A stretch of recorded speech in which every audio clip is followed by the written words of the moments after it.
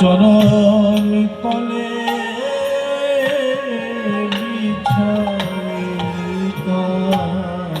যদি আমি গোবিন্দে আমি ব্রজ জোড়া দেহ পিতা গোবিন্দের চরণ তলে বিছাই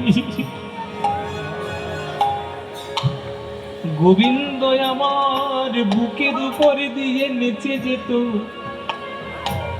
বুকের উপরে কোনো কাটা কাপড়ে রাখতাম না শুধু ফুলে ফুলে সাজায় রাখতাম ওই কোমল চরণে তলে যেন কাটা আঘাত না লাগে সেই কাটার আঘাতে থেকে গোবিন্দের চরণকে বাঁচানোর জন্য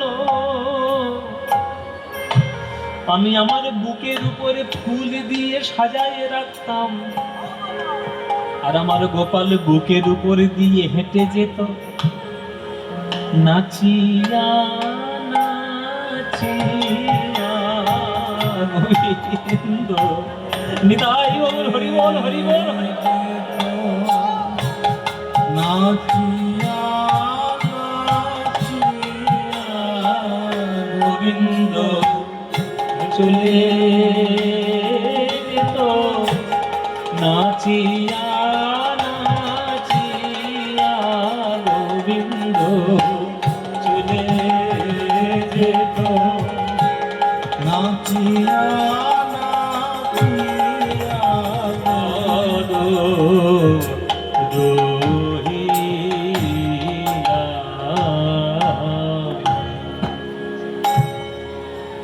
এক ভক্ত বলছে গোবিন্দের চরণে নিজেকে বিছিয়ে দেব আরেক দিদি বলছে হ্যাঁ রোজ রোজ নন্দের বাটা কানু সে যাবে কষ্টে আর আমাদের ঘরের সকল কাজ ফেলে আমাদের দেখতে আসতে হবে কি এমন আছে রোজ রোজ দেখা একদিন দেখলাম দুদিন দেখলাম 3 দিন দেখলাম ঠিক আছে রোজ দেখতে হবে আমাদের ঘর সংসারে কোনো কাজ নেই আমাদের রান্না বান্না নেই গোবর ঝাড় দেবো না জল আনবো না কাপড় কাচবো না তাদের আপত্তি কৃষ্ণের বদন দিল তখন পাশের দিদি বলছে ওরে দিদি কমল দল জল জীবন টলমল ভজ হরি পদ নীতিরে পদ্ম ফুলের পাতায় যেমন জল কখনো স্থির থাকে না তেমনি দেহরূপ পদ্ম পাতায় কখনো প্রাণে জল স্থির থাকে না ওরে দিদি যা বলেছিস বলেছিস আর কখনো বলবি না আজ আমার সকাল বেলায় সৌভাগ্য হলো তাই গোবিন্দের গমন আমার দর্শন হলো এই গোপাল যখন সন্ধ্যা বেলায় বাড়িতে ফিরে আসবে উত্তর গোষ্ঠ করে তখন দর্শন করার মতো যদি আমার দেহে প্রাণে অবশিষ্ট না থাকে যদি আমি চলে যাই জগৎ ছেড়ে কেমন করে গোবিন্দের বদন দেখব সময়কে কাজে লাগাও মায়েরা বাবারা সময়কে কাজে লাগাও নিঃশ্বাসে কবু বিশ্বাস নাই কে কখন আছে কে কখন নাই ঠিক নাই বাবা আজকের আমি আপনাদের সামনে দাঁড়িয়ে গান করছি কালকে খবর পেয়ে গেলেন পদ্মপলাশ মরেই গেছে কি করবেন কোনো গ্যারান্টি নেই কোনো গ্যারান্টি নেই সব কিছুর গ্যারান্টি পাওয়া যায় নিঃশ্বাসের গ্যারান্টি পাওয়া যায় কত খবর নিয়ে দেখুন সকালবেলায় ভালো মানুষ সন্ধ্যাবেলায় সে ছবি হয়ে গেল তাহলে সুযোগ যখন এখন পেয়েছেন সুযোগটাকে এখন কাজে লাগান এখন যখন গোবিন্দের দর্শন করার সৌভাগ্য হয়েছে এখনই গোবিন্দের নাম নাও বিচার করো না কখন দেখবে কখন সময় আসবে তিথি ধরবে তিথি ধরে কখনো ভালোবাসা যায় না তিথি ধরে পুজো করা যায় তিথি ধরে নিয়ম করা যায় তিথি ধরে রীতিনীতি মানা যায় তিথি ধরে ভালোবাসা যায় না ভালোবাসতে গেলে যখন তখন ভালোবাসা উদয় হয় হায় আমি কি করিলাম কেন নব নিপাশরে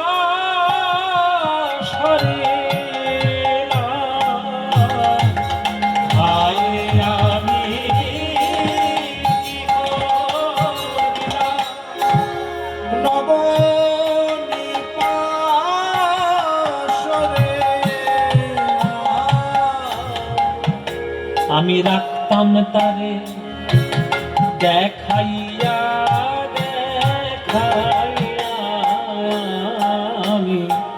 আমি রাখতাম তারে দেখাইয়া দেখাইয়া, পদরহিয়া পদরহিয়া পদরহিয়া।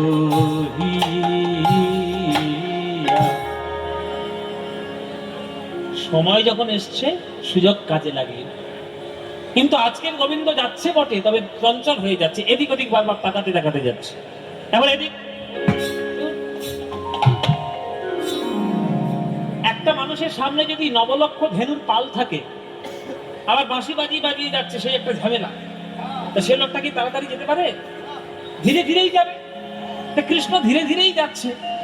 তা বৃন্দাবনের ভক্তরা বলেছে ভালোই তো, ধীরে ধীরে যাচ্ছে মানে তো ভালোই। যত ধীরে ধীরে যাবে তত বেশি করে দেখা হবে, তত বেশি করে প্রাণ কৃষ্ণের প্রেমে মজে থাকবে। কিন্তু কৃষ্ণ কেন ধীরে ধীরে যাচ্ছে বাবা, এটা সবার বোঝা সম্ভব নয়, এটা পদকর্তা বুঝেছে। একটা মানুষকে যদি আপনি তিন দিক থেকে টেনে ধরে থাকেন, আর সেই টানের বাঁধন যদি কাটিয়ে সামনে এগিয়ে যেতে চায়, তাহলে তার দেরি হবে না, এদিক ওদিক তাকাবে না। কৃষ্ণকে টেনে ধরে রয়েছে মনে মনে তিনজন, মাতা টানে ঘর পানে, আমার সখা টানে বন পানে, মাতা টানে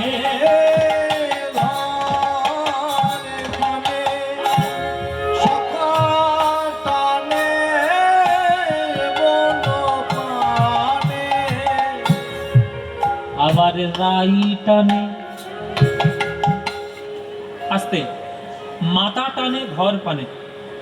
মানে কৃষ্ণের মা যশোদা ঘরের দিকে টানছে মনে মনে, এ গোপাল, ভালো করে তোর খাওয়াই হলো না, তাড়াহুড়ো করে বেরিয়ে গেলে গোষ্ঠীর জন্য, আয় বাবা ফিরে আয়, কোলে এলেই হয়, আমি তোকে নিজের হাতে খাওয়াই। মায়ের হাতে, মানে মা যখন ছেলেকে হাতে তুলে খাওয়ায়, সেই খাওয়ানোর মতো খাওয়া হয় বাবা পৃথিবীতে আর হয়? মায়েরা মায়ের হাতে খাওয়া, ওর আনন্দ কোথাও পাওয়া যায়? স্নেহ বাৎসল্য এতটা উচ্চ স্তরে থাকে যে কিছু কিছু ছেলে আছে মায়ের হাতে এখনো পর্যন্ত খায়, খাবে, মায়ের সঙ্গে ছেলের সম্পর্ক খাবে, এটা স্বাভাবিক ব্যাপার। তা মা মনে মনে টানবে, এটা স্বাভাবিক ব্যাপার। তাই কৃষ্ণ মায়ের দিকে তাকিয়ে কৃষ্ণ মাকে বলছে যে মা তুমি চিন্তা করো না, আমি উদর পরিপূর্ণ করেই নবনী খেয়েছি। পৃথিবীর কোটি কোটি মা ছেলে চোখের সামনে খাচ্ছে, ডাইনিং টেবিলে নানান রকমের পদ সাজানো আছে, কিন্তু মার মন সুখী হচ্ছে না।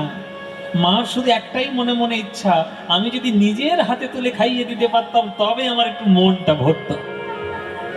তাহলে আপনি যদি সেই স্নেহ করতে পারেন, যশোদা করবে না?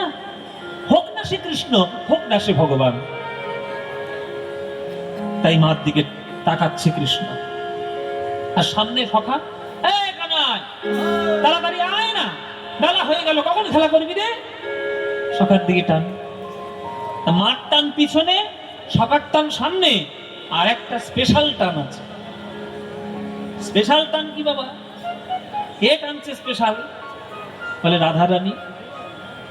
রাধারানী ছাতের উপরে উঠে কাপড় মেলছে, আর তলা দিয়ে গোবিন্দ যাচ্ছে, আর রাধারানী মনে মনে বলছে, ওগো প্রাণবধূ, একেবারে আমার ফির টান পানে একেবারে ফিরাইয়ে তাকাও, একবারে নয়নে ভরে দেখি তোমার গমন গোষ্ঠীর বদন।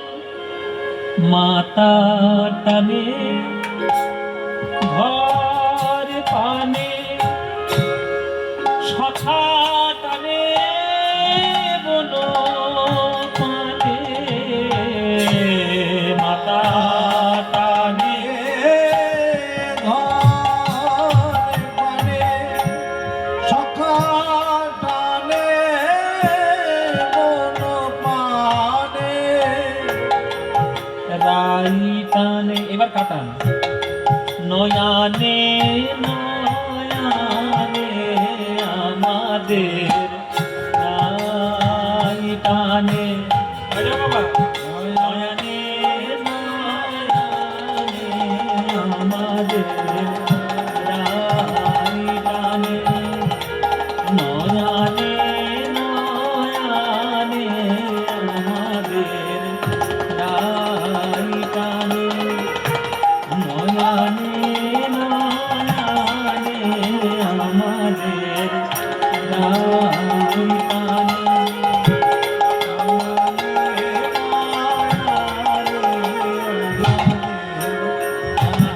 নাই টানে। নয়ানে নয়ানে আমাদের নাই টানে। নয়ানে নয়ানে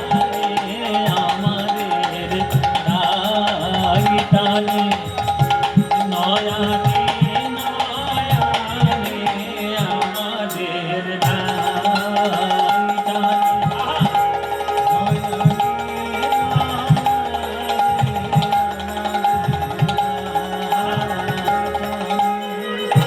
নাই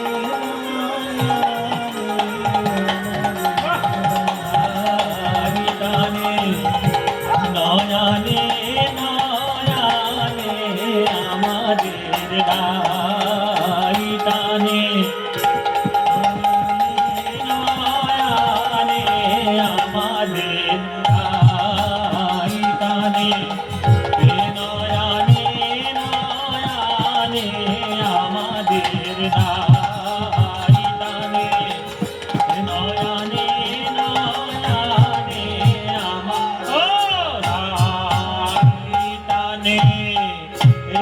নয়ানে নয়ানে আমাদের নাই টানে।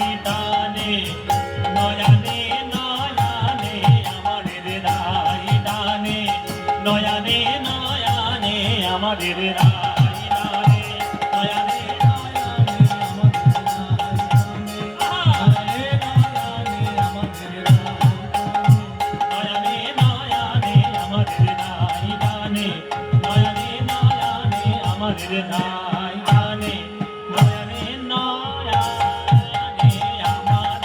নাই টানে। নয়ানে নয়ানে আমাদের নাই টানে। নয়ানে নয়ানে আমাদের নাই টানে।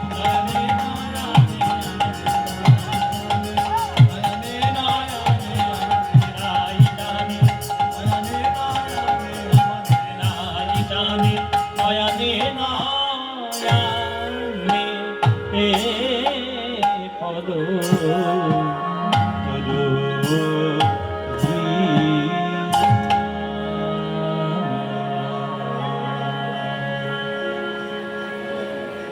এই হচ্ছে কীর্তনের প্রাচীন রূপ।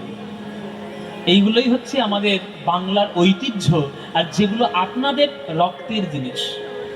আপনারা এত ভালোবাসেন সব গান। আজকের কৃষ্ণ সবার মনোরঞ্জন করতে করতে এলো, হাজির হলো বৃন্দাবনের মাঠে বংশী বটের তলায়।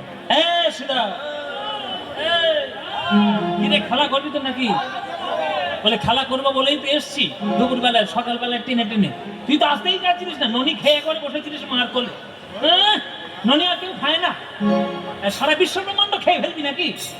মার কোলে বসে ননি খাচ্ছে, সর খাচ্ছে, মাখন খাচ্ছে, ঘি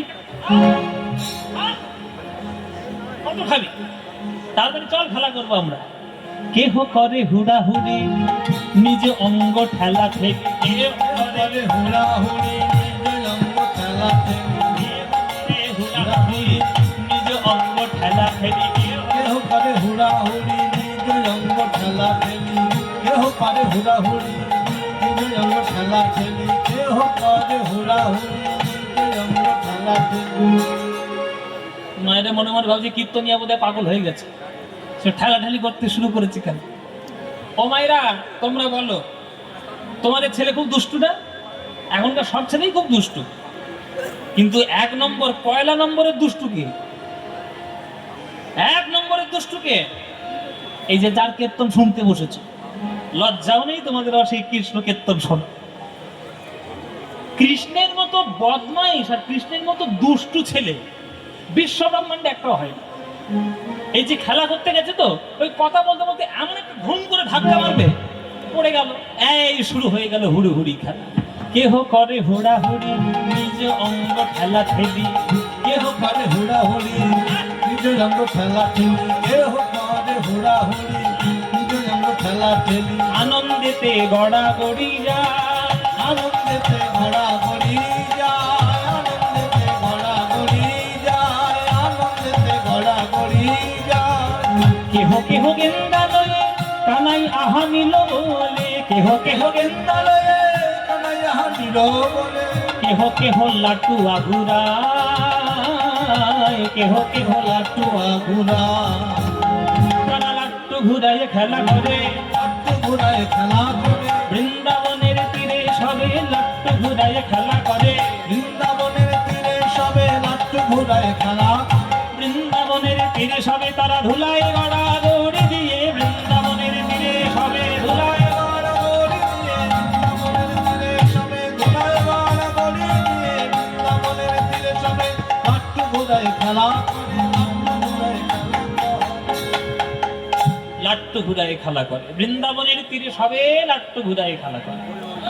আজকে কৃষ্ণ খেলা করছে ওই বংশী বটের তলা, কারোর এঁটো ফল কেড়ে খাচ্ছে, কারোর কাঁধের উপরে গিয়ে চেপে উঠছে, কারোর সঙ্গে ধুলায় গড়াগড়ি দিচ্ছে।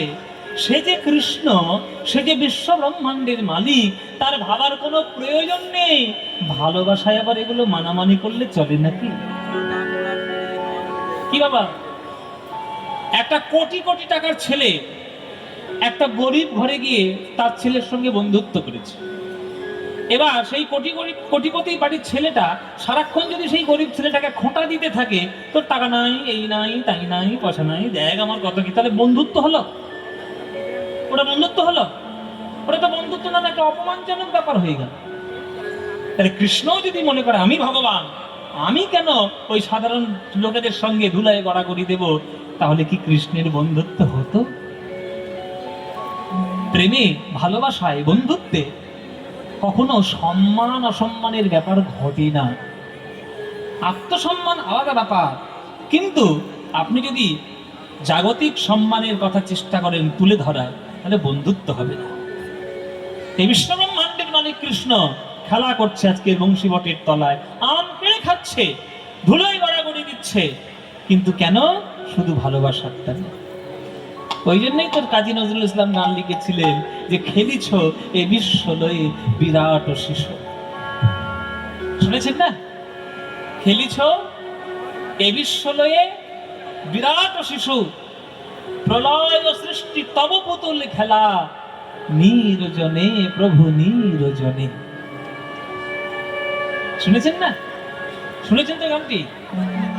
হ্যাঁ,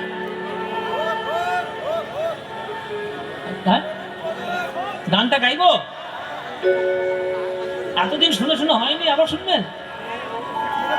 বলে ও শোনা গান তো আরো বেশি শুনতে ভালো লাগে।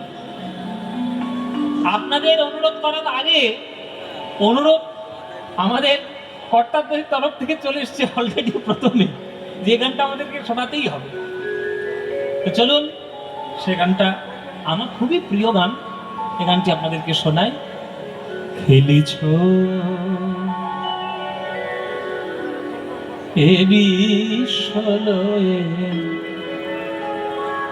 বিরাট শিশু, আন মনে খেলিছ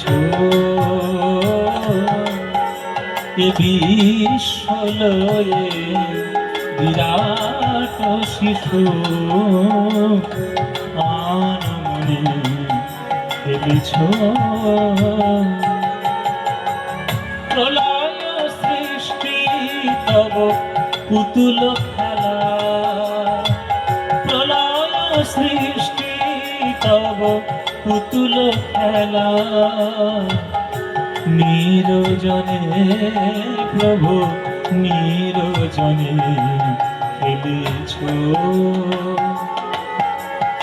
ঈশ্বরে বিরাট শিশু,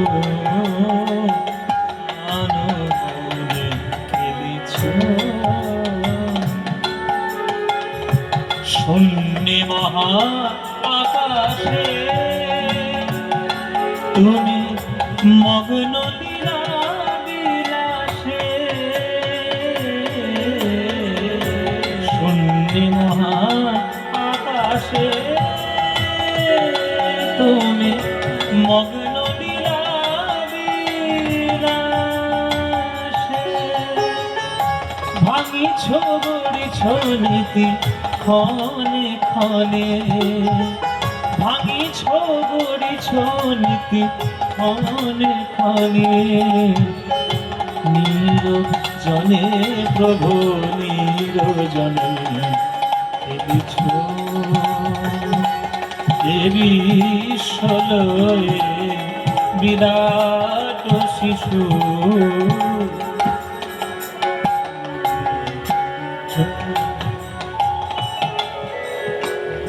এই যে আমরা মনে মনে ভাবি আমরা মানুষ, আমরা বিরাট কিছু, আমরা সব করতে পারি, আমরা সব করতে পারি। এই যে আপনাদেরকে জানিয়ে রাখি, ভালো করে জেনে নিন, আপনারা মানুষ, আপনারা পৃথিবীতে থাকলেও পৃথিবীর কিচ্ছু যায় আসে না, আপনারা পৃথিবীতে না থাকলেও কিচ্ছু যায় আসে না। পরিষ্কার শুনে রাখুন, আপনি থাকলেও কিচ্ছু যায় আসে না, আপনি না থাকলেও কিচ্ছু যায় আসে না। এই পৃথিবীতে একটা সময় রাজত্ব করতো ডাইনোসর, তারা আজকে পৃথিবীতে নেই, তাতে পৃথিবীর কিচ্ছু যায় আসে না। এখন আমরা মানুষরা রাজত্ব করছি, না থাকলেও কিচ্ছু যায় আসবে না। তাই অহংকার টহংকার গুলো ত্যাগ করো। এ আমার থেকে ছোট, ও আমার থেকে বড়, ও কেন আমার কথা মতো চলবে না, আমার ইচ্ছে মতো ও কেন চলবে না, কেন চলবে হে, কেন চলবে? আমরা সবাই হচ্ছি প্রি প্ল্যান্ড, আগের থেকেই আমাদের কপালে লেখা আছে কি হবে। যেমন একটা কম্পিউটারে সফটওয়্যার ইনস্টল করা হয়, তবেই সেই সফটওয়্যারটা তার মতো কাজ করে।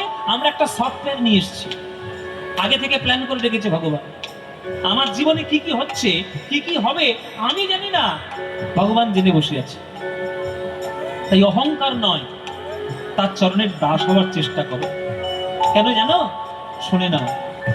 তারকার বিশোষী খেলো না তব হে উদাসী, পড়িয়া আছে রাঙা পায়ের কাছে রাশি রাশি। ভগবানের পায়ের তলায় সূর্য, নক্ষত্র, চন্দ্র, তারা, গ্রহ, উপগ্রহ সব ধুলোর মতো পড়ে আছে। এই পৃথিবীটা একটা কি গ্রহ, ছোট্ট বিন্দুর মতো গ্রহ। এর থেকে অনেক বড় বড় কোটি কোটি গুণ গ্রহ আমাদের ব্রহ্মাণ্ডে আছে।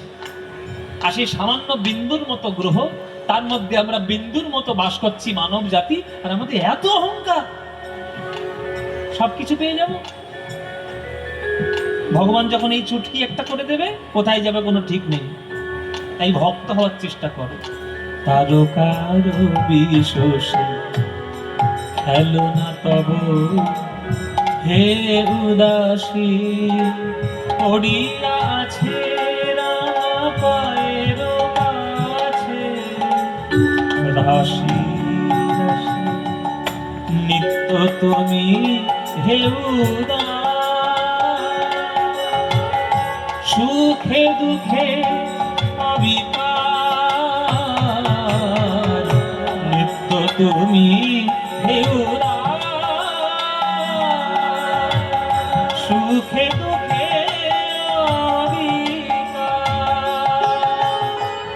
হাসিছ খেলিছ তুমি আপন সনে, হাসিছ খেলিছ তুমি আপন সনে, নিরজনে প্রভু নিরজনে খেলেছ এ বিশ্বলয়ে বিরাট শিশু। আনমনে খেলেছ এ বিশ্বলয়ে বিরাট শিশু।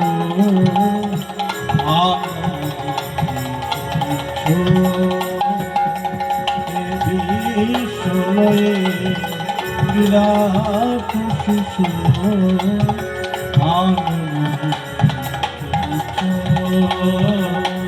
খেলিছ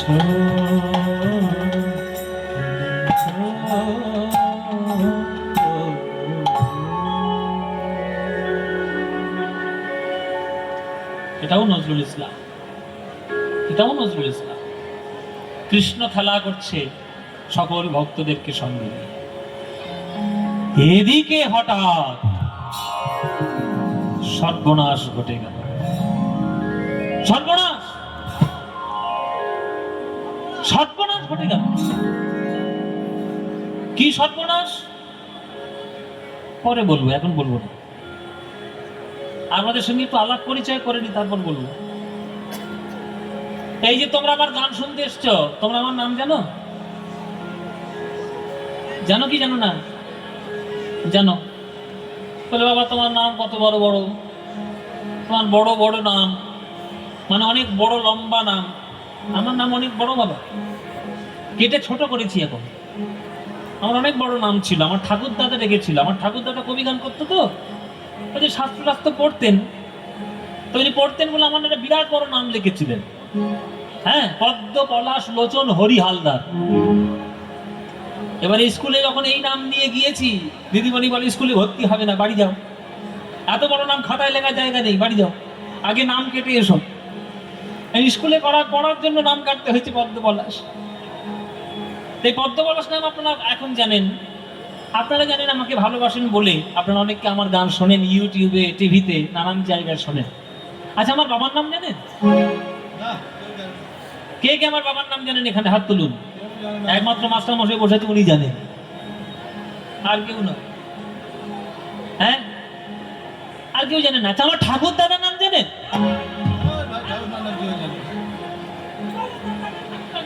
বাবার নাম জানি না, ঠাকুর দাদার নাম জানেন। তোমরা আমার ঠাকুর দাদার নাম জানো না, কিন্তু এই বড় ধারায় যখন গান করতে এসছি, তোমাদের সববার ঠাকুর দাদার নাম জেনে তবে আমি এসছি। হতে পারে না মানে? জিজ্ঞেস করলে আমি বলে দেবো সব। হ্যাঁ, নাম জানি, সবার নাম। হ্যাঁ জানি, বলবো বলবো বাবারা, বলবো বলবো বাবা, ও মায়েরা বলবো। তোমাদের ঠাকুরদার নাম জেনে এসছি, বলবো। তোমার, আমার, আমাদের সবার ঠাকুরদা একটাই, তার নাম হচ্ছে পিতামহ ব্রহ্মা। ঠিক কি না? বলে বাবা এটা আবার কি করে হয়? ব্রহ্মা আমার ঠাকুরদা ধরলো কি করে? শুনুন, আমরা পৃথিবীতে যারা বাস করছি, নর কিংবা নারী, আমরা প্রত্যেককেই হলাম মনুষ্য জাতি, মানব, মানব জাতি। হ্যাঁ, আমাদের এই মানব জাতির পিতা যিনি হলেন, তিনি হলেন মনু।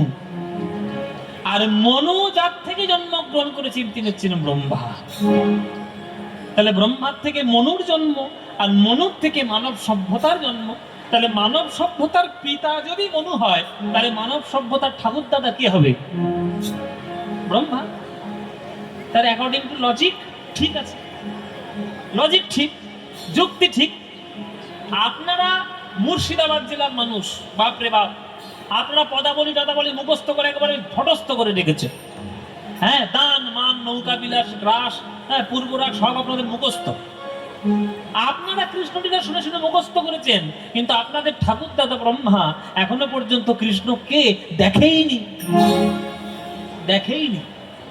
তা কি হবে? তাই ব্রহ্মাকে জানাতে হবে, দেখাতে হবে। কেন ব্রহ্মা কৃষ্ণ দেখেনি, এর একটা তত্ত্ব আছে, অনেক বড় তত্ত্ব। সেসব কথা বলতে গেলে আপনাদের ধৈর্য থাকবে না, আপনারা বাদাম খেয়ে খেয়ে বাড়ি চলে যাবেন, আর ভালো লাগবে না শুনতে। ওই জন্য বেশি বড় বড় করে বলবো না, ছোট্ট করে বলবো। যদি বলেন তো বলুন, নইলে বলবো না বাবা। বলবো বাবা, একটু তত্ত্ব কথা শুনুন। তত্ত্ব কথা মানে সব আলফাল কথা দিয়ে তত্ত্ব কথা নয়, শাস্ত্র ধরে ধরে তত্ত্ব কথা শুনুন। ফালতু কথা বলে সময় কাটাবো না, বিষ্ণু পুরাণ ধরে ধরে আপনাদেরকে বলছি। সত্য ত্রেতা দাপর কলি চারি যুগ গণি, এই চারি যুগে এক দিব্য যুগ হয় মানি। ৭১ দিব্য যুগে এক মন্বন্তর, ১৪ মন্বন্তর ব্রহ্মার দিবস ভিতর। মাথা খারাপ হয়ে যাবে, বনভিটা খেয়ে আসবে সামনের বারে। যখন কীর্তন শুনতে আসবে। শুনে রাখো, আমার আঙুলের দিকে তাকাও বাবা। সত্য, ত্রেতা, দাপর, কলি, চারটে যুগ যখন হয়ে গেল, তখন এইটাকে শাস্ত্র বলছে যে একটা দিব্য যুগ। এই রকম 71 বার দিব্য যুগ হলে তবে একটা মন্বন্তর, আর 14টা মন্বন্তর কমপ্লিট হলে তবে ব্রহ্মার একদিন। তাহলে ব্রহ্মার আয়ু কত? 100 বছর। আমাদের হিসেবে 100 বছর নয়, ওই হিসেবে 100 বছর। আমি একবার হিসাব করতে গেছিলাম যে ব্রহ্মার টোটাল আয়ু আমাদের কলিযুগ হিসেবে কত হতে পারে। তাহলে কত বছর গেলে তবে ব্রহ্মার একদিন? শাস্ত্রে বলা 429,40,80,000 বছর তবে ব্রহ্মার একদিন। এবার 100 গুণ করো, কত হবে? তাহলে 30 দিনে 1 মাস। গুণ করে যে গুণফলটা বেরোবে, 12 মাসে 1 বছর। সেই গুণফলটা যেটা বেরোবে তার সঙ্গে আরো 100 যোগ করো। এবার যে গুণফলটা বেরোবে সেটা ক্যালকুলেট করে ইকুয়াল করো। ক্যালকুলেটরে লেখা উঠবে আউট অফ রেঞ্জ। ক্যালকুলেটরে লেখা উঠবে আউট অফ রেঞ্জ। তাহলে যেটা ক্যালকুলেটরের হিসেব নেই, সেই হিসেব করে গেছে আমাদের ঋষি মুনিরা হাজার হাজার বছর আগে। বুঝতে পারছেন সনাতন আমাদের ধর্ম কত বিজ্ঞানসম্মত, কত উচ্চ স্তরের। এই জন্যই আমাদের ব্রহ্মা কৃষ্ণ দেখতে পায় না। তাহলে ব্রহ্মা থাকে কোথায়? বড়মা থানায় থাকে না, এটা জেনে রাখবে। ব্রহ্মা বড়মা থানায় থাকে না। তাহলে ব্রহ্মা থাকে কোথায়? এই থানার থেকে সোজাসুজি আমরা একটু আকাশের দিকে উঠে যাব, তাহলে বুঝতে পারবো। একদম সোজা উঠবে, ধরে বস, ধরে বসবি, উঠবো সোজাসুজি। মায়েরা তোমরাও জেনে নাও, এটা হচ্ছে বড়মা থানা। তাহলে থানার প্রাঙ্গণে যখন গান করছি, তাহলে আশেপাশের জায়গাটা আমাদের দরকার নেই। তাহলে বড়মা, এই বড়মা থানাটা কোন জেলার মধ্যে আছে? মুর্শিদাবাদ জেলা। মুর্শিদাবাদ জেলাটা কোন রাজ্যে আছে? উত্তর দেবেন মায়েরা। পশ্চিমবঙ্গ। তাহলে পশ্চিমবঙ্গ রাজ্যটা কোন দেশে আছে? ভারতবর্ষ দেশটা কোন মহাদেশে আছে? এশিয়া মহাদেশটা কোন গ্রহের মধ্যে উপস্থিত? পৃথিবী গ্রহটার স্থান কোথায়?